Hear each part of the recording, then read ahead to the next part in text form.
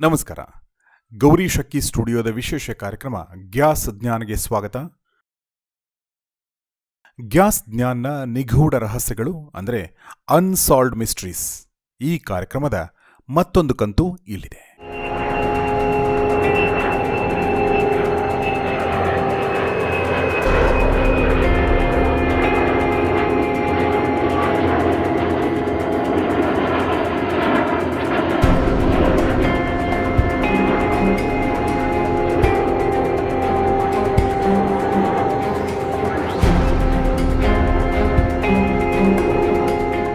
ಅಂದು ನವೆಂಬರ್ 24, 1971 ಬುಧವಾರ, ಅಂದರೆ ಸರಿಯಾಗಿ 50 ವರ್ಷಗಳ ಹಿಂದೆ. ಅದು ಅಮೆರಿಕದ ಒರೆಗಾನ್ ರಾಜ್ಯದ ಪೋರ್ಟ್ಲ್ಯಾಂಡ್ ನಗರದ ವಿಮಾನ ನಿಲ್ದಾಣ. ಪೋರ್ಟ್ಲ್ಯಾಂಡ್ನಿಂದ ರಾಜಧಾನಿ ವಾಷಿಂಗ್ಟನ್ ಬಳಿಯ ಸಿಯಾಟಲ್ಗೆ ಪ್ರಯಾಣ ಬೆಳೆಸಲು ವಿಮಾನವೊಂದು ಸಿದ್ಧವಾಗಿ ನಿಂತಿರುತ್ತೆ. ಆ ವಿಮಾನದ ಹೆಸರು ನಾರ್ತ್ ವೆಸ್ಟ್ ಏರ್ಲೈನ್ಸ್ ಫ್ಲೈಟ್ 305. ಪೋರ್ಟ್ಲ್ಯಾಂಡ್ನಿಂದ ಸಿಯಾಟಲ್ಗೆ ಕೇವಲ 30 ನಿಮಿಷಗಳ ಪ್ರಯಾಣ. ಪ್ರಯಾಣಿಕರೆಲ್ಲ ತಮ್ಮ ಸೀಟ್ಗಳಲ್ಲಿ ಕುಳಿತು ವಿಮಾನ ಟೇಕ್ ಆಫ್ ಆಗುವುದನ್ನೇ ಕಾಯುತ್ತಿದ್ದಾರೆ. ಆಗ ವಿಮಾನಕ್ಕೆ ಬಿಳಿ ಶರ್ಟು, ಕಪ್ಪು ಟೈ, ಬಿಸ್ನೆಸ್ ಸೂಟ್, ಅದರ ಮೇಲೊಂದು ಕಪ್ಪು ರೈನ್ಕೋಟ್, ಕಣ್ಣಿಗೆ ಕಪ್ಪು ಕನ್ನಡಕ ಧರಿಸಿ ಟಿಪ್ ಟಾಪ್ ಆಗಿ ರೆಡಿಯಾದ ಮಧ್ಯವಯಸ್ಕನೊಬ್ಬ ಕೈಯಲ್ಲೊಂದು ಬ್ರೀಫ್ ಕೇಸ್ ಹಿಡಿದುಕೊಂಡು ವಿಮಾನವನ್ನು ಪ್ರವೇಶಿಸುತ್ತಾನೆ.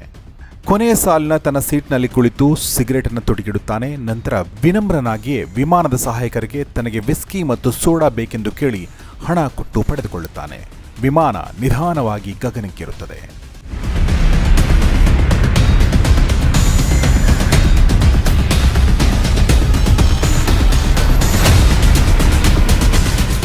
ಆಗ ಸಮಯ ಮಧ್ಯಾಹ್ನ ಸುಮಾರು 3 ಗಂಟೆ.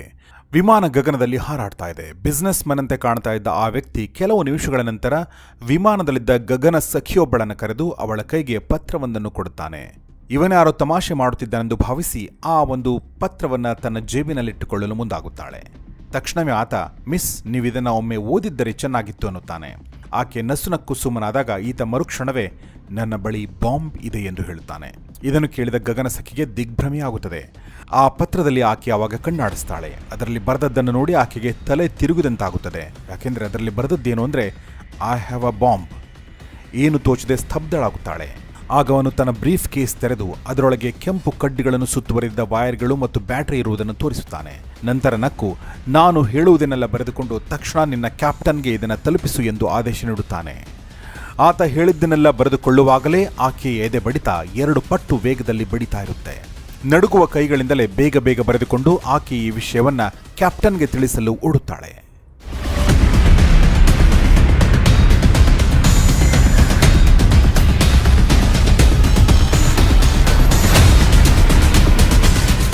ಸುಮ್ಮನೆ ಒಂದ್ಸಲ ಊಹೆ ಮಾಡಿಕೊಳ್ಳಿ. ಗಗನದಲ್ಲಿ ಹಾರುತ್ತಿರುವ ವಿಮಾನದಲ್ಲಿ ಪ್ರಯಾಣಿಕರ ಮಧ್ಯೆ ಹೀಗೆ ಜೀವ ತೆಗೆಯುವ ಕ್ರಿಮಿನಲ್ ಇದ್ದಾನೆ ಎಂದರೆ ಹೇಗಿರಬೇಡ ಅಲ್ಲಿನ ಸ್ಥಿತಿ. ಅದೃಷ್ಟವಶಾತ್ ಅಲ್ಲಿನ ಜನರಿಗೆ ಬಾಂಬರ್ ತಮ್ಮ ಜೊತೆಗೆ ಇರುವುದು ಇನ್ನೂ ತಿಳಿದಿಲ್ಲ. ಕೇವಲ ಗಗನ ಸಖಿಗೆ ಮತ್ತು ಅಲ್ಲಿಯ ಸಿಬ್ಬಂದಿಗೆ ಮಾತ್ರ ತಿಳಿದಿದೆ. ಆಕೆ ವಿಮಾನದ ಕಾಕ್ಪಿಟ್ನಲ್ಲಿ ನೆರೆದಿದ್ದ ಪೈಲಟ್, ಕೋ-ಪೈಲಟ್ ಮತ್ತು ಮುಖ್ಯವಾಗಿ ಕ್ಯಾಪ್ಟನ್ ಎಲ್ಲರಿಗೂ ಈ ವ್ಯಕ್ತಿಯ ಬಗ್ಗೆ ಮತ್ತು ಬಾಂಬ್ ಇರುವುದರ ಬಗ್ಗೆ ಮತ್ತು ತಾನು ಬರೆದುಕೊಂಡ ಆತನ ಬೇಡಿಕೆಗಳ ಬಗ್ಗೆ ಓದಿ ಹೇಳುತ್ತಾಳೆ. ಆ ಬೇಡಿಕೆಗಳನ್ನು ಓದಿ ಅಲ್ಲಿ ಇರುವವರಿಗೆಲ್ಲ ದಿಕ್ಕೇ ತೋಚದಂಥ ಸ್ಥಿತಿ. ಅಷ್ಟಕ್ಕೂ ಅವನ ಬೇಡಿಕೆಗಳು ಏನಿದ್ದವು? ಗಗನ ಸಖಿಗೆ ಅವನು ಏನನ್ನೂ ಹೇಳಿ ಬರೆಸಿದ್ದ. ಬಾಂಬ್ ಇಟ್ಟುಕೊಂಡು ವಿಮಾನ ಹತ್ತಿದ ಆತನ ಉದ್ದೇಶವಾದರೂ ಏನು? ಹೇಳ್ತೀವಿ ನೋಡಿ. ಸಿಯಾಟಲ್ ನಿಲ್ದಾಣದಲ್ಲಿ ವಿಮಾನ ಇಳಿದ ಕೂಡಲೇ $2 ಲಕ್ಷ ನಗದನ್ನು ತನ್ನ ಕೈಗಿಡಬೇಕು. ಜೊತೆಗೆ 4 ಪ್ಯಾರಾಶೂಟ್ಗಳನ್ನ ಕೊಡಬೇಕು. ಸಿಯಾಟಲ್ ನಿಲ್ದಾಣದಲ್ಲಿ ವಿಮಾನಕ್ಕೆ ಇಂಧನ ತುಂಬಿಸುವ ಗಾಡಿ ಸಿದ್ಧವಾಗಿ ನಿಂತಿರಬೇಕು. ಇದಿಷ್ಟು ಮಾಹಿತಿಯನ್ನು ನಿಮ್ಮ ಅಧಿಕಾರಿಗಳಿಗೆ ತಿಳಿಸಿ. ಅವರು ಇದಕ್ಕೆ ಒಪ್ಪುವವರೆಗೂ ಈ ವಿಮಾನ ಕೆಳಗೆ ಇಳಿಯುವಂತಿಲ್ಲ. ಇಷ್ಟು ವ್ಯವಸ್ಥೆ ಆದರೆ ಮಾತ್ರ ಇಲ್ಲಿನ ಪ್ರಯಾಣಿಕರನ್ನು ಬಿಡುಗಡೆ ಮಾಡುತ್ತೇನೆ. ಇಲ್ಲದಿದ್ದರೆ ಫ್ಲೈಟ್ನಲ್ಲಿ ಇರುವವರು ಯಾರೂ ಉಳಿಯುವುದಿಲ್ಲ. ಪೊಲೀಸ್ ಗಿಲೀಸ್ ಎಂದು ತರಲೆ ಮಾಡಿದರೆ ಹುಷಾರ್. ಫ್ಲೈಟ್ ನನ್ನ ವಶದಲ್ಲಿದೆ. ನಿಮ್ಮ ಪ್ರಾಣ ಪಕ್ಷಿ ಹಾರಲು 1 ಸೆಕೆಂಡ್ ಸಾಕು. No funny stuff or I will do the job ಎಂದು ಕಟುವಾಗಿ ಎಚ್ಚರಿಕೆ ನೀಡಿರುತ್ತಾನೆ. ಈ ವಿಷಯ ಕ್ಯಾಪ್ಟನ್ ಅನ್ನು ತಬ್ಬಿಬ್ಬುಗೊಳಿಸುತ್ತದೆ. ಇದು ಜನರ ಜೀವನದ ಪ್ರಶ್ನೆ. ಈ ಕೇಳಿ ಏನು ಮಾಡಲು ಕೂಡ ಸಿದ್ಧ ಎಂದರಿತ ಕ್ಯಾಪ್ಟನ್ ತನ್ನ ಸಿಬ್ಬಂದಿಗೆ ಧೈರ್ಯ ಹೇಳಿ ಫ್ಲೈಟ್ ನಿಧಾನಕ್ಕೆ ಚಾಲನೆಯಲ್ಲಿ ಇರಲಿ ಎಂದು ತಿಳಿಸಿ ಸಿಯಾಟಲ್ ವಿಮಾನ ನಿಲ್ದಾಣದ ಸಿಬ್ಬಂದಿಗೆ ತತ್ಕ್ಷಣ ಮಾಹಿತಿ ರವಾನಿಸುತ್ತಾನೆ. ಏರ್ಪೋರ್ಟ್ನ ಅಧಿಕಾರಿಗಳು ಈ ಅನಿರೀಕ್ಷಿತ ಸುದ್ದಿಯಿಂದ ಆತಂಕಕ್ಕೊಳಗಾಗುತ್ತಾರೆ. ಒಬ್ಬ ಕ್ರಿಮಿನಲ್ ಹೀಗೆ ಸುಲಭವಾಗಿ ವಿಮಾನ ಹೊಕ್ಕುವಷ್ಟು ನಮ್ಮ ಭದ್ರತೆ ದುರ್ಬಲವಾಗಿದೆಯೇ? ಇದೆಲ್ಲ ಹೇಗಾಯಿತು ಎಂದು ಅವರಿಗೆ ತಲೆಕೆಟ್ಟು ಹೋಗುತ್ತದೆ. ಪ್ರಯಾಣಿಕರನ್ನು ಹೇಗಾದರೂ ರಕ್ಷಣೆ ಮಾಡಲೇಬೇಕೆಂದು ಬೇರೆ ದಾರಿಯಿಲ್ಲದೆ ಅವನು ಹೇಳಿದ ಅಷ್ಟು ವ್ಯವಸ್ಥೆ ಆಗುವಂತೆ ನೋಡಿಕೊಂಡು ಕ್ಯಾಪ್ಟನ್ಗೆ ಎಲ್ಲ ಸಿದ್ಧ ಇದೆ, ನೀವು ಎಚ್ಚರಿಕೆ, ಅವನ ಬೇಡಿಕೆಗಳಿಗೆ ಒಪ್ಪಿಗೆ ಇದೆ ಎಂದು ತಿಳಿಸಿ ಜನರನ್ನು ಪ್ರಾಣಾಪಾಯದಿಂದ ರಕ್ಷಿಸಿ ಎಂಬ ಮಾಹಿತಿ ನೆರವಾನಿಸುತ್ತಾರೆ. ಕ್ಯಾಪ್ಟನ್ ನಿರಾಳನಾಗುತ್ತಾನೆ. ಬಾಂಬರ್ಗೆ ಮಾಹಿತಿ ತಲುಪಿಸಲು ತನ್ನ ಸಹಾಯಕರನ್ನು ಕಳಿಸುತ್ತಾನೆ. ಇನ್ನೊಂದೆಡೆ ಇತ್ತ ವಿಮಾನದಲ್ಲಿ ಏನಾಗುತ್ತಿದೆ ಎಂಬ ಪರಿವಿಲ್ಲದೆ ಅಲ್ಲಿನ ಪ್ರಯಾಣಿಕರು ಗೊಂದಲಕ್ಕೊಳಗಾಗುತ್ತಾರೆ. ಎಷ್ಟು ಹೊತ್ತಾದರೂ ವಿಮಾನ ಕೆಳಗೆ ಏಕೆ ಇಳಿಯುತ್ತಿಲ್ಲ? ಏನಾದರೂ ತಾಂತ್ರಿಕ ತೊಂದರೆಗಳಾಗಿರಬಹುದಾ ಅಥವಾ ಬೇರೆ ಏನಾದರೂ ಅಪಾಯ ಒದಗಿರಬಹುದಾ ಎಂದು ಏನೂ ತೋಚದೆ ತಮ್ಮಲ್ಲೇ ಶುರುವಾದ ಗುಸುಗುಸುವಿನಿಂದ ವಿಮಾನದಲ್ಲಿ ವಿಚಿತ್ರ ಗದ್ದಲ ಸೃಷ್ಟಿಯಾಗುತ್ತದೆ.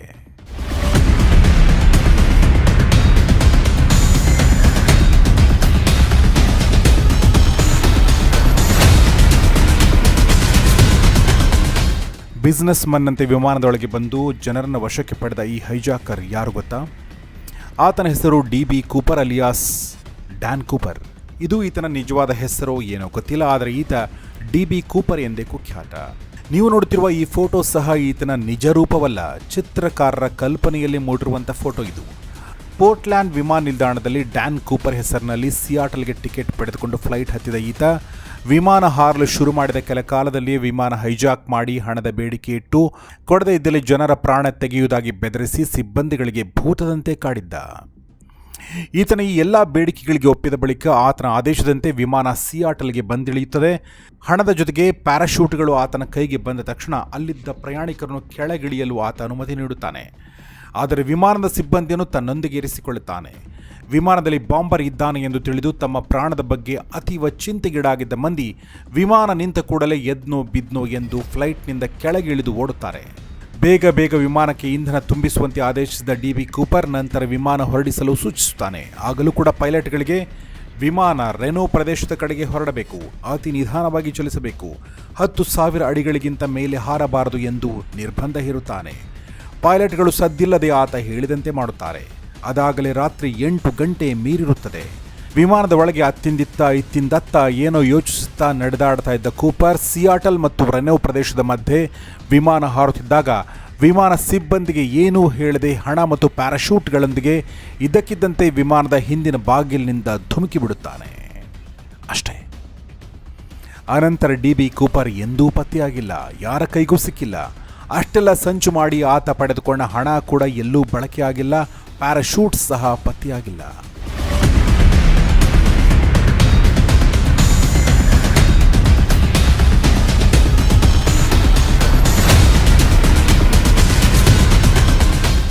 ದಶಕಗಳಿಂದ ಈ ಘಟನೆ ಅಮೆರಿಕದ ಇತಿಹಾಸದಲ್ಲಿ ಬಗೆಹರಿಸಲಾಗದ ಕಗ್ಗಂಟಾಗಿ ಉಳಿದುಕೊಂಡಿದೆ. ನೋರ್ಜಾಕ್ ಅರ್ಥಾತ್ ನಾರ್ತ್ ವೆಸ್ಟ್ ಹೈಜಾಕಿಂಗ್ ಎಂದೇ ಈ ಪ್ರಕರಣಕ್ಕೆ ಹೆಸರು. ವಿಮಾನ ಹೈಜಾಕ್ ಮಾಡಿ ಹಣ ದೋಚಿದ ಆ ಅಪರಾಧಿ ನಿಜವಾಗಿ ಡ್ಯಾನ್ ಕೂಪರ್ನೋ ಅಥವಾ ಆ ಹೆಸರಿನಲ್ಲಿ ಬಂದಿದ್ದ ಮತ್ತೊಬ್ಬ ವ್ಯಕ್ತಿಯೋ? ಆತನ ಉದ್ದೇಶ ಏನಿತ್ತು? ಎಲ್ಲಿಂದ ಬಂದಿದ್ದ? ಹೀಗೆ ಅನೇಕ ಪ್ರಶ್ನೆಗಳನ್ನು ಮುಂದಿಟ್ಟುಕೊಂಡು ತನಿಖೆ ಚುರುಕುಗೊಳಿಸಿದ ಅಮೆರಿಕದ FBI ಈ ಪ್ರಕರಣದ ಕುರಿತು ಹಲವು ಮಾಹಿತಿಗಳನ್ನು ಕಲೆ ಹಾಕಿದೆ. ಅವುಗಳಲ್ಲಿ ಮುಖ್ಯವಾದ 2 ಅಂಶಗಳು ಇಲ್ಲಿವೆ. ಮೊದಲನೇದಾಗಿ, ಘಟನೆಯ ನಂತರ ಆ ದಿನ ವಿಮಾನದ ಒಳಹೊಕ್ಕು ಪರೀಕ್ಷೆ ಮಾಡಿದ ತನಿಖಾಧಿಕಾರಿಗಳಿಗೆ ಆತನ ಕಪ್ಪು ಟೈ ಸಿಕ್ಕಿರುತ್ತದೆ. ಆ ಟೈನಲ್ಲಿ ಸಿಕ್ಕ DNA ಗುರುತುಗಳು ಅವರಿಗೆ ಬಹಳಷ್ಟು ಸಹಾಯಕವಾಗುತ್ತವೆ. ಘಟನೆ ನಡೆದ ಮೊದಲ 5 ವರ್ಷಗಳಲ್ಲಿ FBI ಸುಮಾರು 800 ಶಂಕಿತರನ್ನು ಪತ್ತೆ ಹಚ್ಚಿತು. ಆದರೆ ಅವರ್ಯಾರೂ ಕೂಡ ಈ ಸಂಚಿನ ಹಿಂದಿಲ್ಲ ಎಂದು ತಿಳಿದುಬಂತು. ಎರಡನೇದಾಗಿ, DB ಕೂಪರ್ $2 ಲಕ್ಷ ಹಣ ಕೇಳುವಾಗ ಅಷ್ಟು ಹಣ $20 ನೋಟುಗಳ ಕಟ್ಟುಗಳೇ ಆಗಿರಬೇಕು ಎಂದು ಹೇಳಿದ್ದನಂತೆ. FBI ಅವುಗಳ ಸೀರಿಯಲ್ ನಂಬರ್ಗಳನ್ನು ಕೂಡ ಬಿಡುಗಡೆ ಮಾಡಿತ್ತು. ಆಕಸ್ಮಿಕ ಎಂಬಂತೆ ಈ ಘಟನೆ ನಡೆದ ಸರಿಯಾಗಿ 9 ವರ್ಷಗಳ ಬಳಿಕ 1980ನೇ ಇಸ್ವಿಯಲ್ಲಿ ತನ್ನ ತಂದೆಯ ಜೊತೆಗೆ ಟೀನಾ ಬಾರ್ ಸಮುದ್ರ ತೀರಕ್ಕೆ ಬಂದಿದ್ದ ಒಬ್ಬ ಚಿಕ್ಕ ಹುಡುಗನಿಗೆ ಒಂದು ಚೀಲದಲ್ಲಿ ಒಂದಷ್ಟು ನೋಟುಗಳ ಕಂತೆಗಳು ಸಿಕ್ಕಿದ್ದವು. ಅವು ಬಹುತೇಕ ಹಳತಾದ, ಸುಟ್ಟ, ಹರಿದ ಸ್ಥಿತಿಯಲ್ಲಿದ್ದವು. ಅದನ್ನು ಪೊಲೀಸರಿಗೆ ಒಪ್ಪಿಸಿ ತನಿಖಾ ತಂಡ ಪರೀಕ್ಷೆ ಮಾಡಿದಾಗ ತಿಳಿದು ಬಂದದ್ದೇನೆಂದರೆ, DB ಕೂಪರ್ ಬಳಿಯಿದ್ದ ಹಣದ ಸೀರಿಯಲ್ ನಂಬರ್ಗಳನ್ನು ಹೋಲುವ ಕೆಲವು ನೋಟುಗಳು ಇವು ಎಂದು ಗೊತ್ತಾಯಿತು. ಆಗ ಸಿಕ್ಕ ಹಣ ಸುಮಾರು $5,800 ಆ ಬೀಚ್ನ ಬಳಿ DB ಕೂಪರ್ನ ಬಗ್ಗೆ ಏನಾದರೂ ಬೇರೆ ಸುಳಿವು ಸಿಗಬಹುದಾ ಎಂದು ತನಿಖಾ ತಂಡ ಹಲವಾರು ದಿನಗಳ ಕಾಲ ತಡಕಾಡಿತು. ಆದರೂ ಕೂಡ ಯಾವುದೇ ಸುಳಿವು ಸಿಗಲಿಲ್ಲ. ಆದರೆ ಈ ನೋಟುಗಳು ಇಲ್ಲಿ ಪತ್ತೆಯಾಗಿವೆ ಎಂದ ಮೇಲೆ ವಿಮಾನದಿಂದ ಅವನು ಪ್ಯಾರಾಶೂಟ್ ಬಳಸಿ ಧುಮುಕುವ ವೇಳೆ ಎಡವಟ್ಟಾಗಿ ಹಣದ ಚೀಲ ಕೈನಿಂದ ಜಾರಿ ನೋಟುಗಳು ಚೆಲ್ಲಾಪಿಲ್ಲಿ ಆಗಿರಬಹುದು. ಇದಿಷ್ಟು ಇಲ್ಲಿ ದೊರಕಿದೆ, ಮಿಕ್ಕದ್ದು ಸಮುದ್ರದ ಪಾಲಾಗಿರಬಹುದು.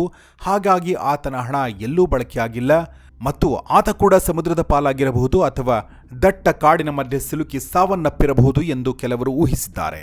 ಇನ್ನು ಕೆಲವರು ಈತ ಯಾರೋ ನುರಿತ ಪ್ಯಾರಾಟ್ರೂಪರ್ ಆಗಿರಬೇಕು, ಹೀಗಾಗಿಯೇ ಪ್ಯಾರಾಶೂಟ್ ಕೇಳಿ ಅದರ ಸಹಾಯನ ತಪ್ಪಿಸಿಕೊಂಡು ತಲೆಮರೆಸಿಕೊಂಡಿದ್ದಾನೆ ಎಂದು ವಾದಿಸುತ್ತಾರೆ.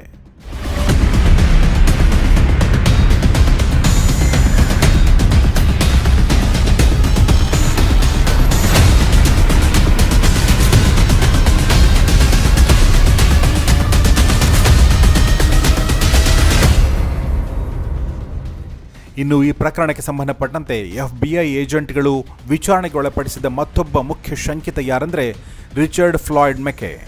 DB ಕೂಪರ್ನ ಘಟನೆ ನಡೆದ ಕೆಲವು ತಿಂಗಳ ಬಳಿಕ ಅಂದರೆ 1972ರಲ್ಲಿಯೇ ಬಹುತೇಕ DB ಕೂಪರ್ ಮಾದರಿಯಲ್ಲಿಯೇ ಈ ರಿಚರ್ಡ್ ಫ್ಲಾಯ್ಡ್ ಮೆಕೆ ಕೂಡ ಫ್ಲೈಟ್ ಹೈಜಾಕ್ ಮಾಡಿದ್ದ. ಆದರೆ ಪೊಲೀಸರ ಕೈಗೆ ಸಿಕ್ಕಿಬಿದ್ದಿದ್ದ.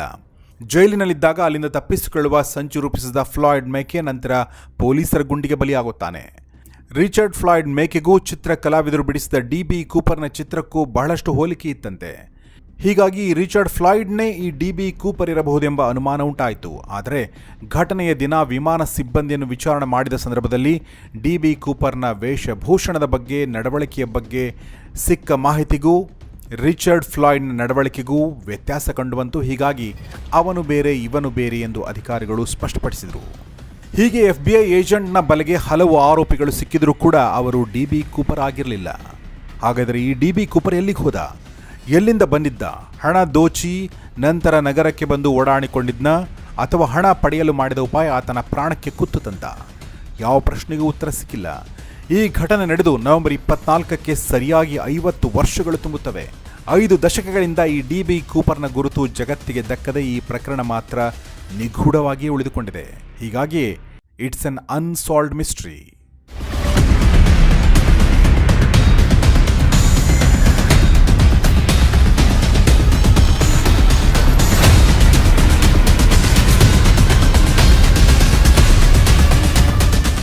ಸ್ನೇಹಿತರೆ, ಗೌರಿ ಶಕ್ಕಿ ಸ್ಟುಡಿಯೋದ ಗ್ಯಾಸ್ ಜ್ಞಾನ ನಿಗೂಢ ರಹಸ್ಯಗಳು ಸರಣಿಯ ಮತ್ತೊಂದು ಕಂತಿದು. ಈ ಕಂತು ನಿಮಗೆ ಇಷ್ಟ ಆಗಿದ್ದರೆ ಖಂಡಿತ ಅದನ್ನು ನಿಮ್ಮ ಸ್ನೇಹಿತರೊಂದಿಗೆ ಶೇರ್ ಮಾಡಿ, ಕಮೆಂಟ್ ಮಾಡಿ, ಲೈಕ್ ಮಾಡಿ ಮತ್ತು ಈ ಚಾನಲ್ನ ಸಬ್ಸ್ಕ್ರೈಬ್ ಮಾಡದೇ ಇದ್ದರೆ ಸಬ್ಸ್ಕ್ರೈಬ್ ಮಾಡಿ. ಗೌರಿ ಶಕ್ಕಿ ಸ್ಟುಡಿಯೋ ಒಂದಷ್ಟು ಒಳ್ಳೆ ಕೆಲಸ ಮಾಡ್ತಾ ಇದೆ, ಒಂದಷ್ಟು ಒಳ್ಳೆ ವಿಚಾರಗಳನ್ನ ತಿಳಿಸ್ತಾ ಇದೆ ಅಂತ ನಿಮಗನ್ಸಿದರೆ ನೀವು ಜಾಯಿನ್ ಬಟನ್ ಮೂಲಕ ನಮಗೆ ಸಪೋರ್ಟ್ ಕೂಡ ಮಾಡಬಹುದು. ನೋಡ್ತಾ ಇರಿ ಗೌರಿ ಶಕ್ಕಿ ಸ್ಟುಡಿಯೋ, ನೋಡ್ತಾ ಇರಿ ಗ್ಯಾಸ್ ಜ್ಞಾನ್ ಸರಣಿ. ನಮಸ್ಕಾರ.